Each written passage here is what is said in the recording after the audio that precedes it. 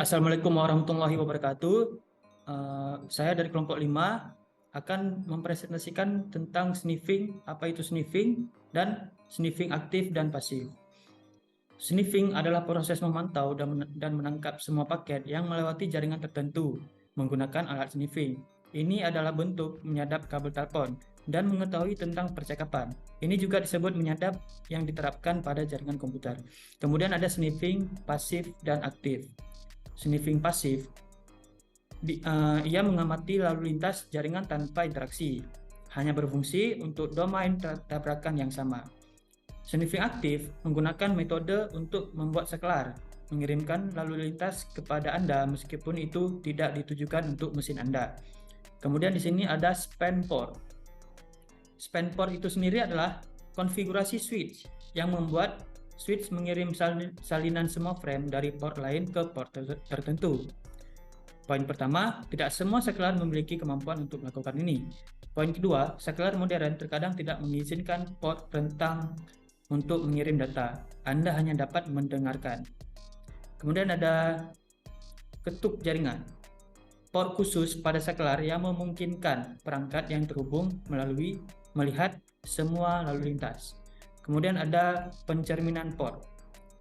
Itu adalah merupakan kata lain dari span port. Kemudian ada basic dari sniffing itu sendiri.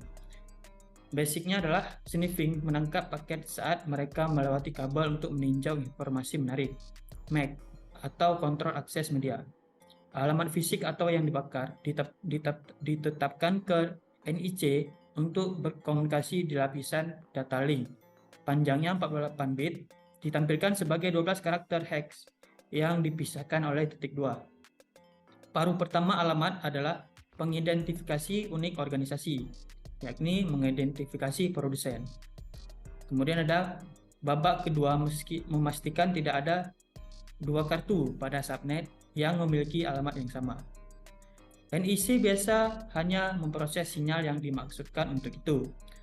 Mode Prometheus NIC harus dalam pengaturan ini untuk melihat semua frame yang lewat di kabel. Kemudian ada CSMA atau CD, Carrier Sense Multiple Access atau Collision Detection. Digunakan melalui Ethernet untuk memutuskan siapa yang dapat berbicara. Kemudian ada domain tabrakan, yakni lalu lintas dari NIC Anda yang hanya dapat dilihat dalam domain tabrakan yang sama. Kemudian ada hub, secara default memiliki satu collision domain. Kemudian ada switch yang memiliki domain tabrakan untuk setiap port. Kemudian kita masuk ke protokol rentan. Beberapa protokol yang rentan terhadap serangan sniffing.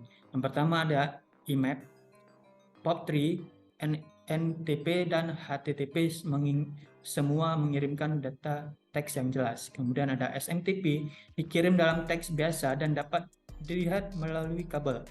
SMTP V3 membatasi informasi yang dapat Anda peroleh, tetapi Anda masih dapat melihatnya. FTP mengirimkan ID pengguna dan kata sandi dalam teks yang jelas. TFTP melewati semuanya dalam teks yang jelas. Kemudian ada TCP, menunjukkan nomor urut atau dapat digunakan dalam pembajakan sesi. Kemudian ada TCP dan UCP, menunjukkan port yang terbuka. Dan terakhir ada IP, yang menunjukkan alamat sumber dan tujuan. Untuk selanjutnya akan dilanjutkan oleh teman saya yang bernama Aidil Gufran. Kepada Aidil Gufran, dipersilakan. Baik, saya sendiri Aidil Gufran akan melanjutkan penjelasan dari teman saya sebelumnya. Di pembahasan selanjutnya kita akan membahas tentang ARP. ARP ini adalah singkatan dari Address Resolution Protocol. ARP ini menyelesaikan alamat IP ke alamat MIC.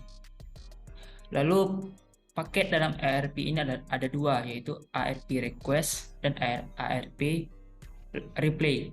Setiap komputer memelihara cacing ARP-nya sendiri yang dapat diracuni.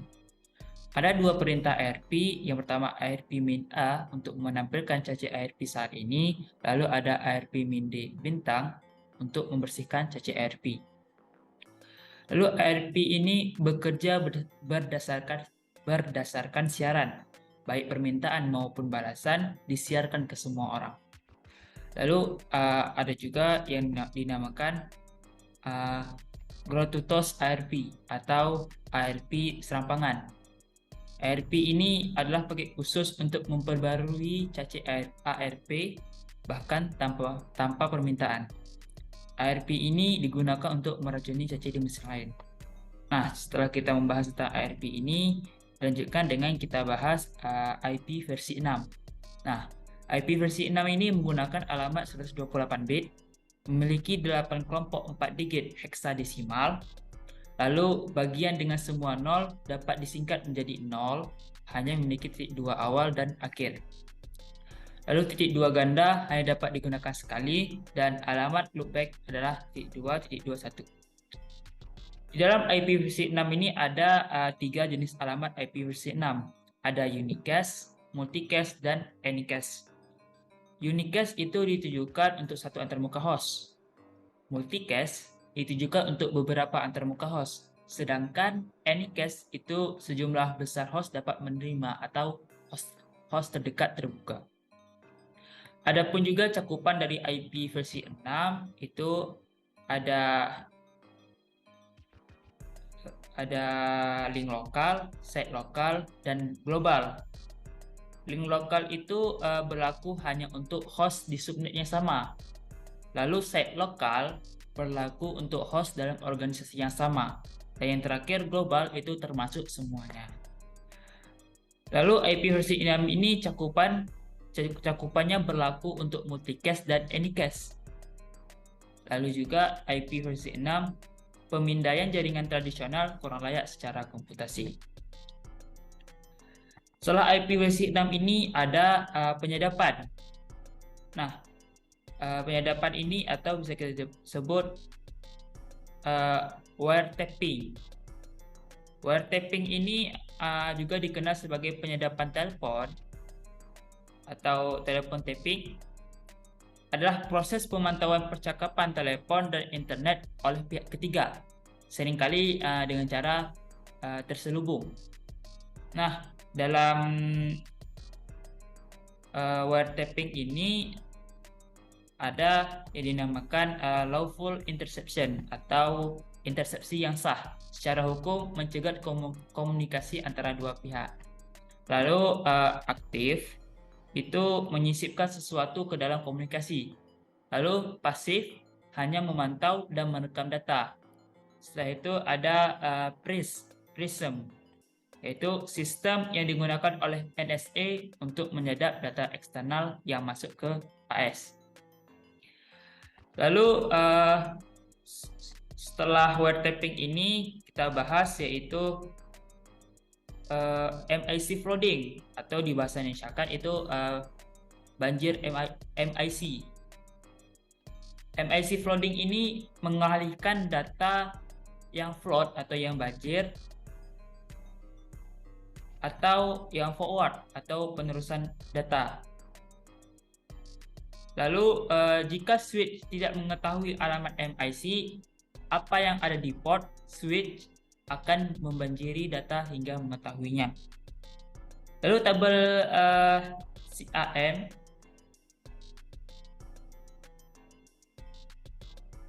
tabel ini pada skala yang menyimpan alamat MIC mana di port mana. Jika tabel kosong atau penuh, semuanya dikirim ke semua port. Lalu MIC flooding akan sering merusak saklar sebelum Anda mendapatkan sesuatu yang berguna. Tidak bertahan lama dan itu akan membuat Anda diperhatikan. Juga sebagian besar saklar modern melindungi dari ini. Jump table overflow attack terjadi saat penyerangan terhubung ke satu atau beberapa port switch dan kemudian menjalankan alat yang meniru keberadaan ribuan alamat MIC yang acak di port switch tersebut. Saklar memasukkan ini ke dalam tabel CAM dan akhirnya tabel CAM terisi penuh. Ini berfungsi dengan mengirimkan begitu banyak alamat MIC ke tabel CAM sehingga tidak dapat mengikuti. Serangan ini dapat dilakukan dengan menggunakan Markov. Lalu adapun alat untuk MIC flooding ini ada Etherfloat, Markov, dan DSNIF. Nah, lalu di bab selanjutnya akan dilanjutkan oleh teman saya. Baiklah, saya akan menjelaskan switch port stealing. Switch port stealing itu seperti mencoba memperbarui informasi mengenai port tertentu dalam kondisi yang pertama ada ARP dan sumber alamat MAC-nya itu sama dengan korban. MAC itu adalah milik penyerang. Kemudian ada CAM memperbarui info port yang diambil. Yang kedua, penyerang sekarang mencegat lalu lintas si korban. Yang ketiga, penyerang menghentikan banjir ARP. Kemudian, korban merebut kembali. Yang kelima, penyerang mentransmisikan ulang data yang diambil. Kemudian, yang terakhir, penyerang mengulanginya lagi. Kemudian di sini ada routing under normal operation. Yang pertama ada LAN user, dan kedua ada hub atau switch. Yang ketiga ada LAN gateway. Ketika mereka menggunakan internet, si LAN user ini bisa switch atau berubah ke menggantikannya ke LAN gateway ketika mereka menggunakan internet. Kemudian ada routing subject to ARP change positioning. Di sini ada LAN user, di mana LAN user ini bisa switch ke malicious user. Dan LAN gateway juga bisa switch ke malicious user ketika mereka menggunakan atau mengakses internet. Ya, jenis serangan tersebut merupakan di mana aktor jahat mengirimkan pesan ARP atau Address Resolution Protocol palsu melalui jaringan area lokal dan menghasilkan penautan alamat MAC penyerang dengan alamat IP komputer atau server yang sah di jaringan komputer. Serangan tersebut juga disebut ARP, spoofing atau ALP serampangan. Hal ini dapat memicu peringatan karena ia terus-menerus memperbarui cache ARP-nya dan mengubah cache-nya itu sehingga paketnya itu dikirimkan kepada Anda, bukan target yang dimaksud. Kemudian di sini ada alat untuk ARP-nya itu seperti WinARP Attacker, UvaSoft, atau yang terakhir bisa kita sebut DSNIF.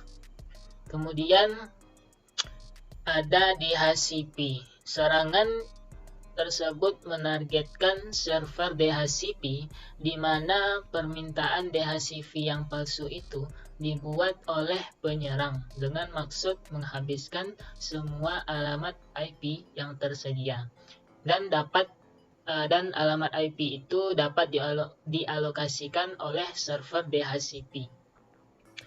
Nah, di sini kita bisa melihat langkah DHCP-nya. Yang pertama yaitu klien mengirim DHCP discover. Yang kedua, server merespon dengan DHCP offer. Yang ketiga, si klien mengirimkan permintaan untuk IP dengan DHCP request. Yang terakhir, servernya itu mengirimkan alamat dan konfigurasi melalui DHCPACK. Dan di sini ada Rogue DHCP server yang bertujuan penyiapan untuk menawarkan alamat server yang sebenarnya. Dan Rogue DHCP server ini dapat digabungkan dengan server yang nyata.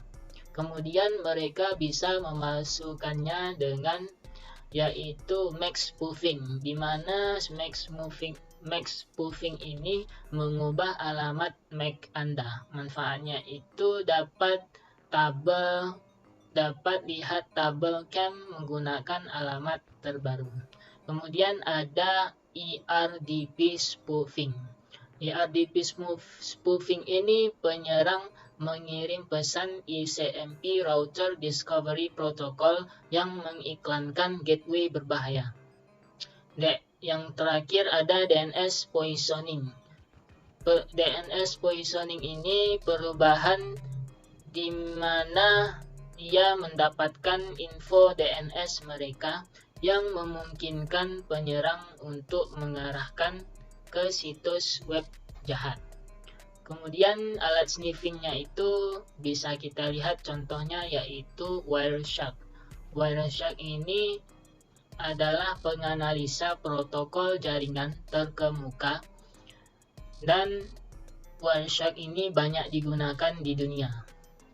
Wireshark ini memungkinkan Anda melihat apa yang terjadi di jaringan Anda. Kemudian dengan Wireshark ini kita dapat memeriksa dan mendeteksi ARP, server Regio DHCP, broadcast storm, dan lain-lain. Di sini kita bisa melihat gambar Wireshark seperti ini. Ini adalah aplikasi Wireshark. Aplikasi Wireshark ini dapat juga digunakan untuk mengikuti aliran data jaringan. Kemudian alat lainnya yaitu DHCP dump. DHCP dump ini adalah program komputer yang dapat menganalisis paket jaringan data yang berjalan di bawah antarmuka. Dan TCP dump ini memungkinkan pengguna untuk menampilkan TCP IP dan paket lain yang dikirim atau diterima melalui jaringan di tempat komputer yang terhubung. Nah, kemudian di sini ada WinDump, yaitu untuk versi Windows yang mirip dengan TCP dump. Kemudian alat sniffing selanjutnya ada TCP trace. TCP trace ini menganalisis file yang dihasilkan oleh si program untuk penangkap paket seperti Wireshark, TCP dump, dan Etherpix. Dan alat lainnya juga yaitu juga dapat digunakan untuk serangan ARP. Dan ia juga memiliki sniffing aktif dan pasif. Kemudian ada penganalisa jaringan CAPTCHA. Alat lainnya yaitu seperti Snort, Sniff-O-Matic, Etherpix, WinDump, dan WinSniffer. Nah, kemudian di sini kita bisa melihat teknik bertahan dan penanggulangan terhadap sniffing. Teknik bertahannya itu yang pertama kita bisa menonaktifkan ARP dinamis.